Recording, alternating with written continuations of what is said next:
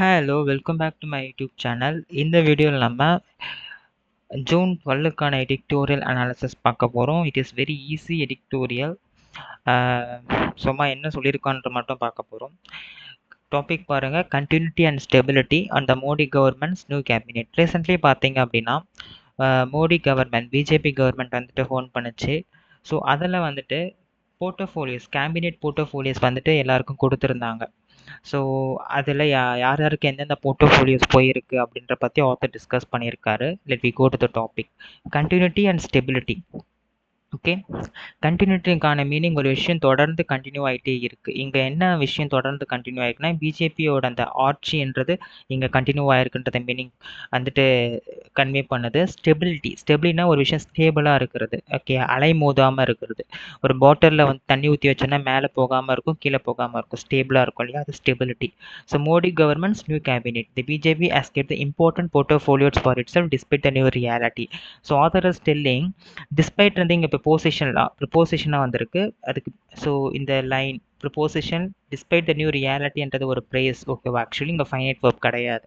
So new reality இருக்குது. ஏன் அப்படின்னா ஆக்சுவலி வந்துட்டு பிஜேபி கவர்மெண்ட் வந்து சிங்கிள் மெஜாரிட்டி எடுக்கவே இல்லை. ஸோ அதனால் வந்துட்டு 40 சீட்ஸ் பார்த்தீங்க அப்படின்னா சந்திரபாபு நாயுடு அண்ட் நிதிஷ்குமார் இவங்க வந்து அவங்களுக்கு சப்போர்ட் பண்ணியிருந்தாங்க.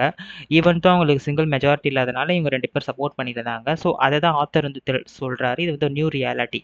ஸோ இஃப் தி திங்க் அந்த போர்ட்டோஃபோலியோஸ், இம்பார்ட்டன்ட் போர்ட்டோஃபோலியோஸ் வந்து அவங்களுக்கு கூட கொடுத்துருந்துருக்கலாம். பட் ஆனால் வந்துட்டு BJP has kept it self. BJP பார்த்தீங்கன்னா இம்பார்ட்டண்ட்டான போர்ட்டோஃபோலியோஸ் தன்னோட கையிலே வச்சுக்கிச்சு, அவங்களுக்கு எந்த ஒரு இம்பார்ட்டன்ட் போர்ட்டோஃபோலியோஸுமே கொடுக்கல. ஸோ ஆத்தர் டெல்லிங், ரியாலிட்டி ஒரு விஷயம் மாறுறதுக்கான வாய்ப்பு இருந்திருக்கு. பட் ஆனால் பிஜேபி அவங்கக்கிட்டேயே வந்து தன்னுடைய முக்கியமான பொறுப்புகளை வந்து வச்சுட்டாங்க. ஓகேவா, the composition of the new councils of ministers and the distributions of portfolios are meant to be seen as an empathetic association of authority by Prime Minister Narendra Modi, who has won a third term as leader of National Democratic Alliance. ஓகேவா, த காம்போசிஷனாக ஒரு விஷயத்தில் இருக்கக்கூடிய அந்த members part of something, அதுதான் composition சொல்லுவாங்க. Of the new councils of ministers and distributions of portfolios are மீன்ட்ன்றது பார்த்தீங்கன்னா passive ஃபார்மில் இருக்குது, B+V3 ஃபார்மில் இருக்குது. டு பி சீன்ன்றது பார்த்தீங்கன்னா பாசிவ் இன்ஃபினிட்டிவ் ஃபார்மில் இருக்குது. எம்பேத்தட்டிக் அசோசியேஷன், அதாவது இவங்க அந்த பதவிகள் எல்லாமே பிரித்து இவர்களுக்கு இந்த பதவி அப்படின்னு சொல்லிட்டு கொடுக்குறாங்க இல்லையா, அதை எப்படி பார்க்குறாங்க அப்படின்னா எம்பேத்தட்டிக் அசோசியேஷனாக பார்க்குறாங்க ஆஃப் அத்தாரிட்டி. யார் அதை பிரித்து கொடுக்குறா? பிரைம் மினிஸ்டர் நரேந்திர மோடி தான் பிரித்து கொடுக்குறாரு. அவர் என்ன பண்ணியிருக்காரு, ஆக்சுவலி தேர்ட் டைமாக நேஷனல் டெமோக்ராட்டிக் அலைன்ஸாக அவர் தேர்ந்தெடுக்கப்பட்டிருக்கார். அடுத்த sentence, the Bharatiya Janata party fell short of absolute majority in the Lok Sabha by more than 30 seats. The council is a signature of continuity from the first 2 terms. Actually பார்த்தீங்கன்னா பிஜேபி கவர்மெண்ட் பார்த்தீங்கன்னா single majority எடுக்கவே இல்லை. 30 to 40 seeds வந்து அதுக்கு தேவைப்பட்டது. So இருந்த போதிலும் the council is a signature of continuity from the first terms. Okay, கவுன்சில்ன்றது தான் ரொம்ப ரொம்ப முக்கியமான ஒரு இது. எதுக்கு? ஏன்னா கவுன்சில்ஸில் தான் பார்த்தீங்க, கவுன்சில்ஸ் ஆஃப் மினிஸ்டர்ஸில் தான் பார்த்தீங்கன்னா இம்பார்ட்டண்ட்டான கேபினெட் மினிஸ்டர்ஸ்லாம் வருவாங்க. Finance ministers, defence ministers, external ministers, home affairs ministers, இவங்க எல்லாருமே வருவாங்க. அன்லைக்னா எப்பயும் போலமே இல்லாமல் the previous 2 years partners are crucial for the NDA in the third term, but they have political reasons to remain aligned with the BJP. எப்பயும் போல இல்லாமல் ரெண்டு முறை அவங்க வந்துட்டு ஆட்சியில் இருந்துட்டாங்க. Partners are crucial for the NDA இந்த தேர்ட். இப்போ பார்த்தீங்கன்னா 3வது முறை ஆட்சி பிடிக்க போகிறாங்க. பட் ஆனால் இந்த பார்ட்னர்ஸ் வந்துட்டு என்டிஏக்கு சப்போர்ட் பண்ணுறாங்க. பார்ட்னர்ஸ்னால் இந்த பிஜேபிக்கு வந்துட்டு என்ன ஃபெடரேஷன்ஸ் வச்சுருப்பாங்களே, கோயிலேஷன்ஸ், அதாவது அவங்க கூட வந்துட்டு இந்த ஆட்சி வச்சுருப்பாங்க இல்லையா, லைக் தமிழில் என்ன வார்த்தை சொல்லுவாங்க, அதாவது அவங்களுக்கு சப்போர்ட் பண்ணுவாங்க இல்லையா. இப்போ டிஎம்கே கூட பார்த்தீங்கன்னா பாமக கூட கூட்டாட்சி வச்சுருக்கோம் அந்த மாதிரி. ஸோ பிஜேபி கூட வந்துட்டு ஒரு சில கட்சி எல்லாமே அவங்க கூட வந்துட்டு கனெக்ஷன்ஸில் இருக்காங்க. அவங்க வந்துட்டு அவங்களுக்கு சப்போர்ட் பண்ணுறாங்கன்னா அதுக்குமே ஒரு சில பொலிட்டிக்கல் ரீசன்ஸ் இருக்குது. அப்படின்னு சொல்றாரு. ஓகேவா? To remain align with the BJP, supporting and agreeing with another person. அலைன்டுனா ஒரு விஷயத்தை சப்போர்ட் பண்றது. ஓகேவா? அதுக்குமே எதுக்கு அவங்க சப்போர்ட் பண்றாங்கன்னா அதுக்கும் ஒரு பொலிட்டிக்கல் ரீசன்ஸ் இருக்கு. The continuation of all key ministers in the cabinet committee on security and those in charge of infrastructure portfolio suggests that no dramatic shift in policy should be expected in Modi's third term. இப்போ பார்த்தீங்க அப்படின்னா இந்த ministers எல்லாமே பதவி ஏற்கிறாங்க இல்லையா, அவங்களாமே ஒரு சில விஷயங்கள் and those in the charge of infrastructure போர்ட்டஃபோலியோஸில் இருக்கக்கூடிய இந்த மினிஸ்டர்ஸ்லுமே ஒரு சில விஷயங்களை வந்து சஜஸ்ட் பண்ணுறாங்க. என்னன்னா ட்ரமாட்டிக் ஷிஃப்ட் இன் பாலிசியில் இருக்கக்கூடாது. ஏன்னா போன வருஷம் அதுக்கு முந்தின வருஷம்லாம் பார்த்தீங்கன்னா பாலிசிஸில் ஒரு ஆக்டை கொண்டுட்டு வராங்க, ஒரு பாலிசி கொண்டுட்டு வராங்கன்னா அதில் நிறைய சேஞ்சஸ் கொண்டுட்டு வந்தாங்க. ஸோ அவங்க சொல்கிறது ஒன்று செய்கிறது ஒன்றா மாதிரி இருந்தது. பட் அதில் இந்த முறை பார்த்தீங்கன்னா அந்த மாதிரியான ட்ரமாட்டிக் ஷிஃப்ட் பாலிசிஸ் எதுவுமே நடக்கக்கூடாதுன்றதை வந்துட்டு அவங்க வலியுறுத்துறாங்க இந்த மினிஸ்டர்ஸ் எல்லாருமே. அண்ட் கோயிலேஷன்ஸ் ஆர் நாட் ஈவன் அவங்க வந்துட்டு இப்போ வந்துட்டு அவங்க வந்துட்டு லைக் கோயிலேஷன்ஸ் வச்சுருக்காங்க.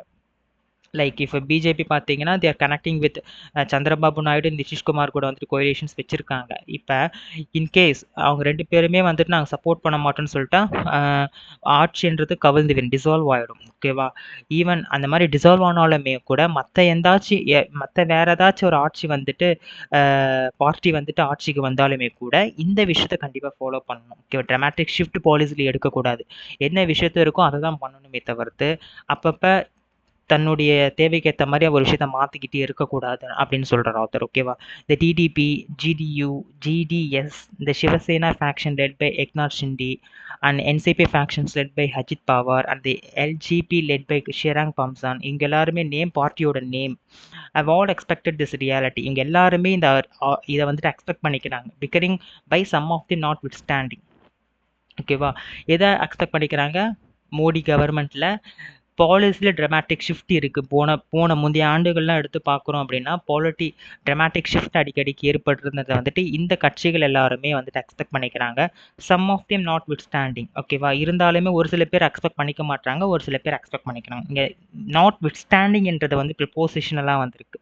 It's actually prepositional conjunction. ஓகேவா? சாரி, ப்ரிப்போசிஷனல் ஃப்ரேஸ் இது ஆக்சுவலி. ஓகேவா?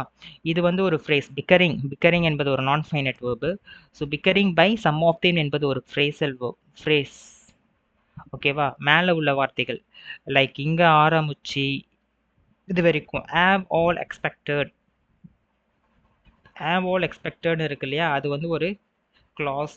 இந்த கிளாஸையும் ஃப்ரேஸை கனெக்ட் பண்ணுறது தான் நாட் வித் ஸ்டாண்டிங் என்பது இங்கே ப்ரிப்போசிஷனல் ஃப்ரேஸாக வந்திருக்கிறது. அடுத்த sentence. The composition of the council is in line with the BJP strategies of seeking deeper, wider acceptance among Hindu communities across the length and breadth of the country and representations of Christians sayings with the notable exclusions of the Muslims. இப்போ பார்த்தீங்க அப்படின்னா இந்த பிரிவினை means like இதை separate பண்ணி கவுன்சில்ஸை separate பண்ணி இவங்களுக்கு தனித்தனி போர்ட்ஃபோலியோஸ் கொடுத்துருக்காங்க இல்லையா, இவங்களுடைய ஸ்ட்ராட்டஜியே என்னவா இருக்குது? Deep and wider expectance of Hindutva கம்யூனிட்டிஸை எந்த அளவுக்கு டீப்பராக வந்துட்டு எலாபரேட்டாக டீப் பண்ண முடியுமோ, எந்த அளவுக்கு அது வைட் ஆக்க முடியுமோ அந்த அளவுக்கு வைட் ஆக்கணும். ஸோ ஆத்தர் இன்டைரக்டாக சொல்கிறாங்க they only supporting for the Hindu religions. ஏன்னா Hindu religions is a major religions in India. But ஆனால் இவங்களோட முக்கியமான ஒரு கொள்கையாக எது இருக்குன்னா deeper and wider expectance. Hindu கம்யூனிட்டிஸை வந்து டீப்பர் அண்ட் வைடர் எக்ஸ்பெண்டன்ஸாக மாற்றணும். உலக லெவலில் எல்லாருக்குமே இந்து பீப்புள்ஸை போய் தெரியணுன்றதில் ரொம்ப தெளிவாக இருக்காங்க. Across the length and breadth of the country. And ஒரு சில பீப்புளுக்கு கிறிஸ்டியன்ஸ்லேருந்தும் சரி, சிக்ஸ்லேருந்தும் சரி ஒரு சில ரெப்ரசன்டேஷன்ஸ் வந்து வந்திருக்காங்க. அதுவும் மைனரான பீப்புள்ஸ் மட்டும்தான். அது மட்டும் இல்லாமல் with notable exclusion of Muslims யாருமே போர்ட்ஃபோலியோஸ் மினிஸ்டர்ஸில் வந்துட்டு பதவி ஏற்கவே இல்லை. ஸோ இதில் ஆத்தர் சொல்கிறாரு இந்த BJP government is actually supporting for the Hindu people. சிக்ஸன்ஸ் வந்து ஒரு சிங்கிள் மெஜாரிட்டியாக மைனாரிட்டி பீப்புளாக பார்க்குறாங்க. முஸ்லிம்ஸ் அந்த நிலைமையில கூட வச்சு பார்க்க மாட்டாங்க. தேர் ஆக்சுவலி இக்னோரிங். அவங்களுக்கு எந்த ஒரு பதவியுமே கொடுக்கவே இல்லை அப்படின்னு சொல்கிறார் author. So we have to note this point. ஓகேவா? with the notable exclusions of முஸ்லிம்ஸ்க்கு எந்த ஒரு பதவியுமே கொடுக்கல அப்படின்றாரு. And second passage Rajnath Singh, Amit Shah, Nirmala Sitharaman, Jaishankar. So இவங்க எல்லாருமே நம்மளுக்கு தெரியும் கண்டினியூ இந்த ப்ரீவியஸ் ரோல்ஸ். முந்தைய ஆட்சியில் எந்த ரோலில் இருந்தாங்களோ அதே தான் அவங்க பண்ணுறாங்க. ராஜ்நாத் சிங் பார்த்தீங்கன்னா மினிஸ்டர் ஆஃப் டிஃபென்ஸுக்கு இருக்காரு, ஹோம் அஃபேர்ஸ்க்கு அமித் ஷா இருக்கார், Nirmala Sitharaman minister of finance இருக்கார், ஜெய்சங்கர் மினிஸ்டர் ஆஃப் எக்ஸ்டர்னல் அஃபேர்ஸ்க்கு மினிஸ்டராக இருக்காங்க, மத்திய அமைச்சர்களாக. Modi evidently trust him, Modi அவங்கள எவிடென்ட்டாக ட்ரஸ்ட் பண்ணுறார். And their performance though in case of mister Amit Shah, Rajnath Singh and Shah political reasons are. அது மட்டும் இல்லாமல் மிஸ்டர் ராஜ்நாத் சிங்கும் சரி அமித்ஷாவும் சரி பொலிட்டிக்கல் ரீசன்ஸ்னாலுமே அவங்க ப்ளே பண்ணிட்டு இருக்காங்க. ஓகேவா? மோடி வந்து அவரை ட்ரஸ்ட் பண்ணுறாங்க இங்கே 4 பேரையுமே. அது மட்டும் இல்லாமல் அமித்ஷா இருக்கிறதுக்கும் ராஜ்நாத் சிங் இருக்கும் ஒரு சில பொலிட்டிக்கல் ரீசன்ஸுமே இருக்குது அப்படின்ற author. Apart from piloting India's defense ambitions, Mr. Singh is also expected to use his famed diplomatic skills to deal with the political sensitive issues such as Agnipati recruitment scheme for the military அப்படின்றார். இப்போ இங்கே பார்த்தீங்கன்னா ஒவ்வொருத்தவங்களுடைய அந்த தனித்துவத்தை பற்றி ஒருத்தர் பேசுகிறார். So இப்போ பார்த்தீங்க அமித்ஷாவை எடுத்து ராஜ்நாத் சிங் எடுத்து பார்த்துக்கிட்டிங்க அப்படின்னா பார்த்தீங்கன்னா அவர் வந்துட்டு ரொம்ப ஒரு ஃபேம்டு டிப்ளமேட்டிக் ஸ்கில்ஸ் உள்ள ஒரு பர்சன்ஸு. அக்னிபத்தி ரெக்ரூட்மெண்ட் ஸ்கீம்னு சொல்லிட்டு ஒன்று இன்ட்ரடியூஸ் பண்ணாங்கல்ல, அதெல்லாம் ரொம்பவே சூப்பராக அது வந்து டீல் பண்ணார் பொலிட்டிக்கல் சென்சிட்டிவோட, எந்த ஒரு ப்ராப்ளமே வராத மாதிரி. அதே மாதிரி ஜெய்சங்கர் எடுத்துக்கிட்டிங்க, எக்ஸ்டர்னல் அஃபேர்ஸோட மினிஸ்டர் ஜெய்சங்கர் எடுத்துட்டிங்கன்னா அவர் கமாண்டபிள் ஜாப் பண்ணுவார். அதெல்லாம் பார்த்தீங்கன்னா இந்தியாஸோட அந்த ட்ரெடிஷ்னல் டைஸ் எங்கேயுமே வந்துட்டு ஃபாலோ ஆகுத மாதிரி ஒரு கமாண்டபிள் ரோல் ப்ளே பண்ணுவார். எமர்ஜிங் இன்ட்ரெஸ்ட் இந்த previous term. While improving ties with the United States, he has managed to protect the strategic autonomy of India, not with an additional Hindutva. அது மட்டும் இல்லாமல் இந்துத்துவான்ற அந்த கொள்கை பலப்படுறதில் ரொம்பவே ஒரு குறிக்கோள் வச்சிருப்பாரு.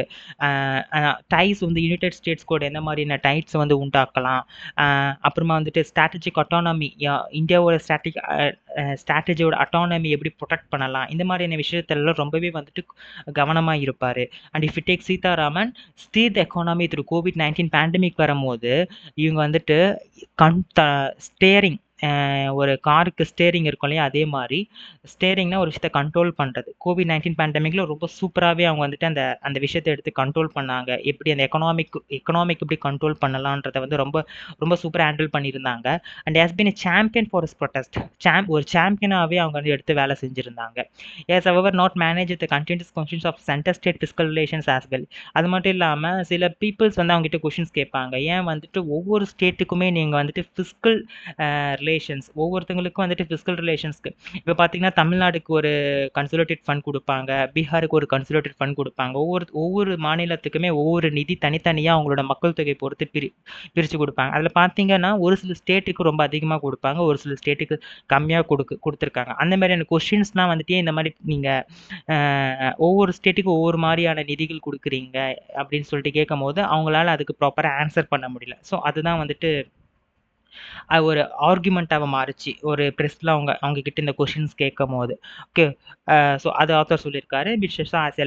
மிஸ்டர் அமித்ஷா இருக்கார் இல்லையா, mister Amit Shah is a long list of politically sensitive issues tackle in this new time. Amit Shah வந்துட்டு இப்போ பார்த்தீங்கன்னா ஹோம் அஃபேர்ஸ்க்கு மினிஸ்டராக வந்து பதவி ஏற்றிருக்காரு. அவருடைய விஷயங்கள் இந்த நியூ டேர்மில் பார்த்தீங்கன்னா அவருக்கு நிறையா ஒரு பொறுப்புகள் இருக்குது. இது ரொம்ப முக்கியமான ஒரு பொறுப்பு. இது ஒரு பாயிண்ட்டு. என்ன பொறுப்பு அப்படின்னா இந்த வாட்டி அவர் ஹோம் அஃபேர்ஸ்க்கு மினிஸ்டராக வந்துட்டு பதவி ஏற்றிருக்காரு. இதில் முக்கியமாக பெண்டிங்கில் இருக்கக்கூடிய விஷயம் சென்சஸ் ஆப்ரேஷனை கம்ப்ளீட் பண்ணவே இல்லை, அதை கம்ப்ளீட் பண்ணணும். Transition of criminal justice system with implementation of new criminal codes, அந்த ஐபிசி இதெல்லாம் சொல்லிட்டு மாற்றினாங்க இல்லையா, ஐபிசி ஏதோ சொல்லிட்டு ஒரு 3 விஷயத்த நேமை மாற்றி இம்ப்ளிமெண்ட் பண்ணாங்க, ஆக்டாக மாறுச்சு. ஸோ அதை வந்து இம்ப்ளிமெண்ட் பண்ணலை, ஆக்டாக மட்டும் மாறி இருக்கு, இம்ப்ளிமெண்ட் பண்ணலை. ஸோ அதை எடுத்து ப்ராப்பராக மேனிப்புலேட் பண்ணணும். அதே மாதிரி அது மட்டும் இல்லாமல் சென்டர் ஸ்டேட் ரிலேஷன்ஸும் ப்ராப்பராக மேனிப்புலேட் பண்ணணும். இந்த 3 விஷயம் அவருக்கு வந்து ரொம்ப முக்கியமான ஒரு இதுவாக இந்த நியூ டேர்மில் வந்துட்டு அவருக்கு இருக்கும் அப்படின்னு சொல்லிட்டு சொல்கிறாரு. At then author is concluding the ministers have they task cut off and stability helps.